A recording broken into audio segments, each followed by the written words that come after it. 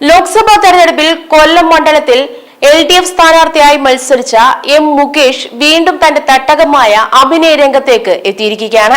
കഴിഞ്ഞ 1.5 മാസമായി കനത്ത തിരഞ്ഞെടുപ്പ് ചൂടിലായിരുന്നു താരം. M. നിഷാദ് സംവിധാനം ചെയ്യുന്ന ഒരു അന്വേഷണത്തിന്റെ തുടക്കം എന്ന ചിത്രത്തിലാണ് മുകേഷ് അഭിനയിക്കുന്നത്. അന്നം തരുന്ന സിനിമയെ വിട്ടിട്ട് ഒരു കളിയുമില്ലെന്ന് മുകേഷ് പറയുന്നു. സ്വന്തം പിതാവിന്റെ കേസ് ഡയറിയാണ് നിഷാന്ത് വെള്ളിത്തിരയിലേക്ക് എത്തിക്കുന്നത്. ഇൻവെസ്റ്റിഗേഷൻ ത്രില്ലറാണ് അണിയറയിൽ ഒരുങ്ങുന്നത്. വലിയ താരനിരയുടെ അകമ്പടിയോടെ ഒരുങ്ങുന്ന സമ്പൂർണമായ ഒരു കുറ്റാന്വേഷണ ചിത്രം തന്നെയാണിത്. കോട്ടയത്തിന്റെ വിവിധ ഭാഗങ്ങളിലായാണ് ചിത്രീകരണം നടക്കുന്നത്. മുൻ ക്രൈംബ്രാഞ്ച് DIG ആയിരുന്ന PM കുഞ്ഞുമൊയ്തീനാണ് സംവിധായകൻ നിഷാന്തിന്റെ പിതാവ്. പ്രധാനമായി വക്കത്താനം കൂട്ടക്കൊലക്കേസും ഈ കേസുമായി ബന്ധപ്പെട്ട ജീവൻ തോമസ് എന്ന മാധ്യമപ്രവർത്തകന്റെ തിരോധാനവുമാണ് ക്രൈംബ്രാഞ്ച് ഏറ്റെടുത്തിരിക്കുന്നത്.